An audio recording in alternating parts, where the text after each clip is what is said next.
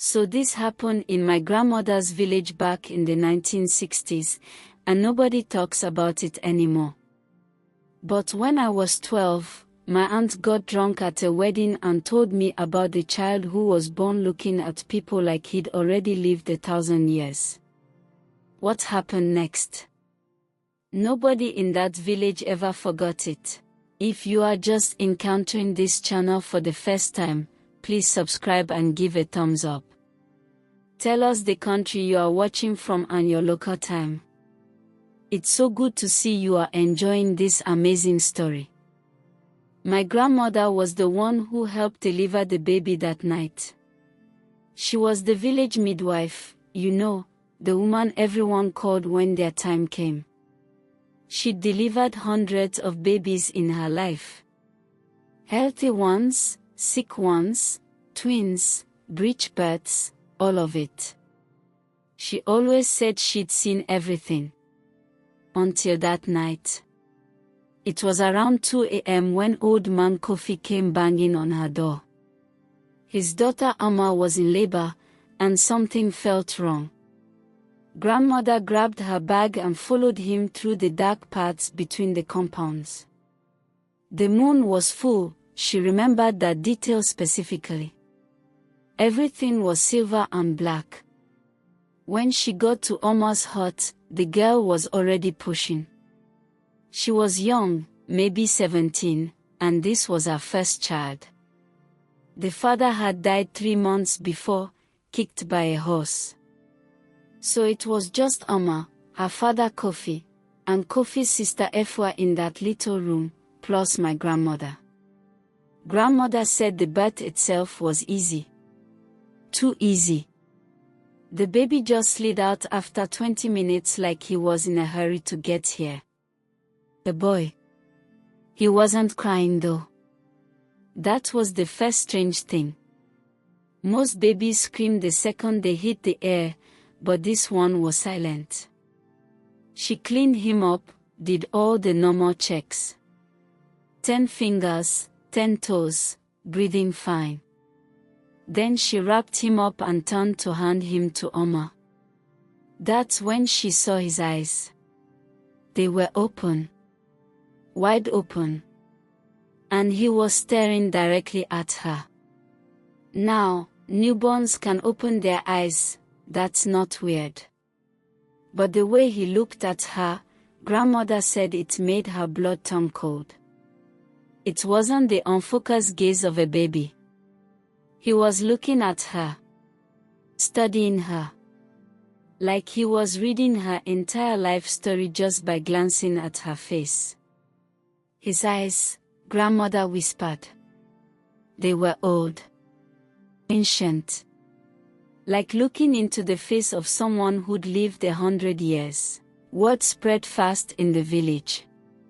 By morning, everyone knew about the strange baby. People started calling him Kwaku, which was the name day he was born on, but behind closed doors they called him the Old One or the Knowing Child. My Aunt Abena was 10 years old then, and she was one of the first kids to see baby Kwaku. She said she went with her mother to bring food to Amma 3 days after the birth. When they entered the hut, Amma was sitting there holding the baby, but she looked exhausted. Not normal new mother tired. Something else. He doesn't sleep, Amma told them. He just watches. All night, all day. Those eyes, they never close for more than a few minutes. Abena's mother laughed it off, said all new mothers feel like their babies never sleep. But then she looked at the child, and Abena watched her mother's smile fade away. The baby was staring at them. Not past them, not at nothing. At them. His tiny head turned to track Abena's mother as she walked across the room. Give him to me, Abena's mother said. She was testing something.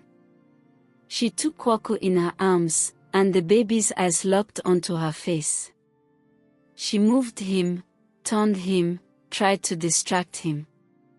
but those eyes never stopped studying her. Then he spoke. Now, I know what you're thinking. Babies don't talk. But my aunt swears on her life this is what happened. The baby's mouth didn't move, but they all heard a voice. Not out loud exactly. More like it appeared inside their heads. You lost a child when you were 16.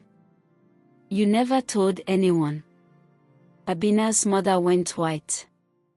She shoved the baby back at Oma and ran out of the hut.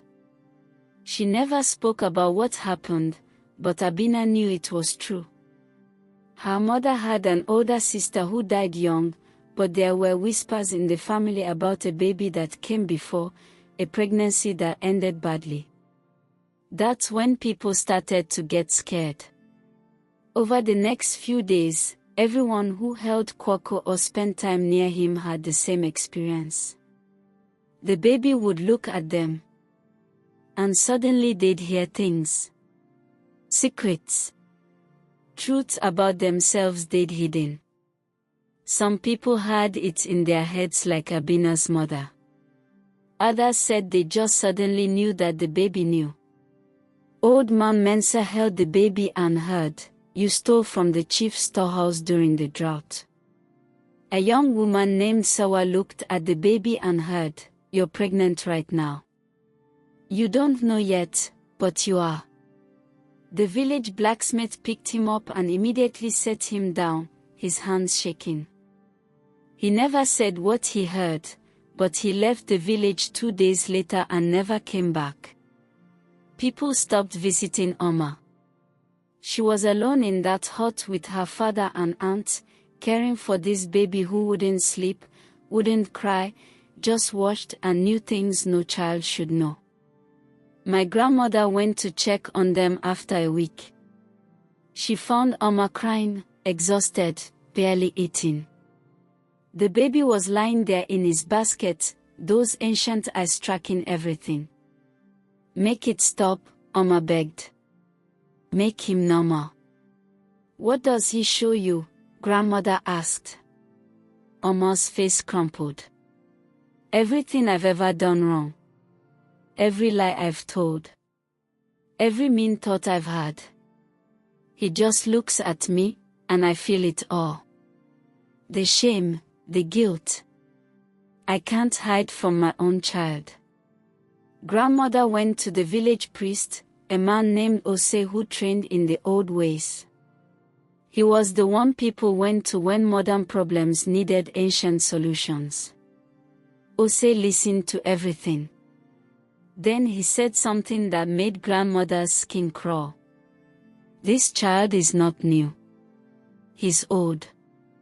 Very, very old. Something that's lived many lives, and for some reason, it chose to be born here, now, in your village."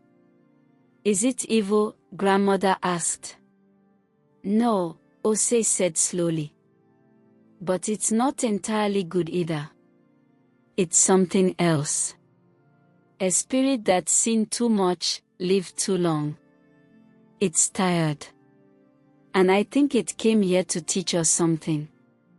"Teach us what?" "That's what we need to find out." Ose called for a village gathering.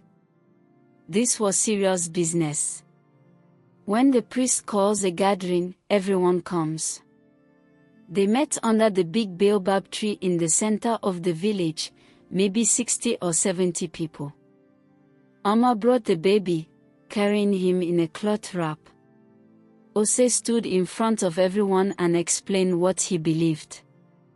That baby Kwako was an old soul, maybe a returned ancestor, maybe something stranger. That he could see the truth in people's hearts. "This child is a mirror," Ose said. "He shows us ourselves. And we are afraid because we don't like what we see." Some people got angry. Old Man Kofi stood up and demanded to know what they should do. "This thing is tormenting my daughter. She can't eat, can't sleep. She's afraid of her own baby. A woman in the crowd shouted that they should take the baby to the river, let the water spirits claim him. Another man said they should take him to the city, to the hospital, maybe the white doctors would know what to do. But Ose raised his hand for silence. We will do a ceremony. Tomorrow night. We will ask the child what it wants. Why it's here. And we will listen. My Aunt Abena wasn't supposed to be at the ceremony. Kids weren't allowed. But she snuck out and hid in the bushes near the baobab tree where she could see everything. They built a fire in the center. Ose had prepared for hours, gathering herbs, painting symbols on the ground, doing all the rituals. The village elders sat in a circle around the fire. Amma sat holding baby Kwako. Ose began to chant. The drums started. Low and slow at first, then building. Abena said the sound filled everything, made your heartbeat change rhythm. Then Ose spoke directly to the baby. Old one, you who wears a new face, we ask you, why have you come to us? For a long moment, nothing happened. Just the drums and the fire crackling. Then the baby's eyes started to glow. Not like a flashlight or anything. But they caught the firelight in a way that wasn't natural. Everyone saw it. And then the voice came. Not in their heads this time. Out loud. Deep and ancient, speaking through that tiny baby's mouth. I came to remember what it means to be human. Everyone froze. Amma was crying silently, clutching her child. I have lived 1,000 lives, the voice continued. I have been kings and beggars, healers and warriors, saints and sinners. I have seen empires rise and fall. I have forgotten nothing. And I am so tired. Then why take the form of a child? Ose asked. Why come back at all? Because I forgot something important. In all my lives, with all my knowledge, I forgot the one thing that makes you human. I forgot how to feel without knowing. How to experience without understanding. I wanted to be innocent again. Just for a moment. The voice paused. The baby's eyes swept across all the gathered faces. But I see now that I can't do it. I know too much. I see too clearly. I look at you and I see every version of you that ever was and ever will be. I see your secrets because I've lived them all myself. I'm trapped in this knowing. Abena said people in the circle were crying now. Not from fear. From something else. Sadness maybe. Recognition. What do you want from us? One of the elders asked. I want you to help me forget. I want to be just a child. Let me cry when I'm hungry. Let me laugh at simple things. Let me not understand why people do what they do. Let me be small and confused and new. Ose nodded slowly. We can try. But you have to let go too. You have to choose to forget. I don't know if I can, the ancient voice said, and for the first time, it sounded vulnerable. It's all I am. This knowing. What happened next, my aunt said, was the strangest thing she'd ever seen. Ose instructed everyone in the circle to think of their earliest memory. Not their first thought or their first word. But that hazy, warm, confusing time when the world was just colors and sounds and feelings without names. We are going to give him something, Ose said. We are going to give him our forgetting. All the things we don't remember from when we were babies. The blankness before memory. The beautiful nothing. It sounds crazy, I know. But everyone in that circle closed their eyes and focused. They thought about being babies. About that time before time. And they offered it to the child. Abena said she could feel it even from where she was hiding. Like the air got thick. Like something was being pulled out of everyone and pushed toward the fire, toward the baby. The baby started to cry. Not the ancient voice. Not the knowing. Just a baby crying. Loud and messy and completely normal. Oma gasped. She looked down at her son, and his eyes, they were different. Still open, still alert, but the weight behind them was gone. He looked like a baby. Just a baby. He cried for 20 minutes straight. Oma fed him, and he fell asleep in her arms. Actually asleep. His tiny chest rising and falling. When he woke up the next morning, grandmother went to check on him. She held him, looked into his eyes. They were clear. Brown and bright and empty of everything except baby thoughts. It worked, Oma whispered. He's just a child now. But that's not the end of the story. Kwaku grew up normal after that night. He learned to walk and talk at the right times. He played with other kids, got into trouble, scraped his knees. He had no memory of those first weeks, that ancient knowing. But here's the thing my aunt told me, the part that kept me up at night. When Kwaku was 7 years old, he was playing with some other children near the river. They found an old stone, covered in symbols nobody could read. The other kids ignored it, but Kwaku picked it up. He stared at it for a long time.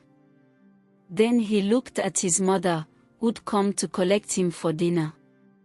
This stone is older than the village, he said.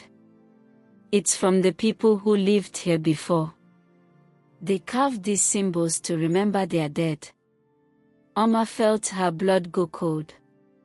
How do you know that? Kwaku blinked, confused. I don't know. I just know.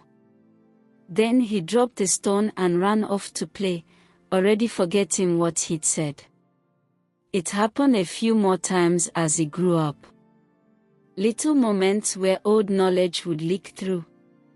He'd look at a sick plant and know exactly how to heal it. He'd meet a stranger and mention something about them he couldn't possibly know. Each time, he'd seem confused by his own knowledge, like it surprised him as much as everyone else. My aunt said the village elders believed that the ceremony didn't erase what he was. It just buried it. Made him mostly human, mostly a child.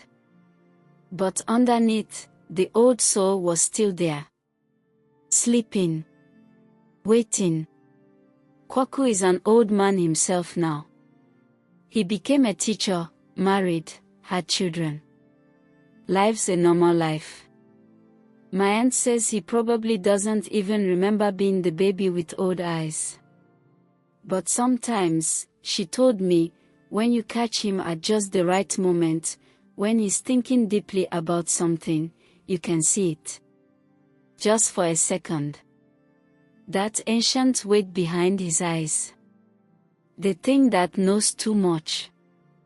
And then it's gone again. Buried under decades of human life, human forgetting, human innocence. Sometimes I think about that baby.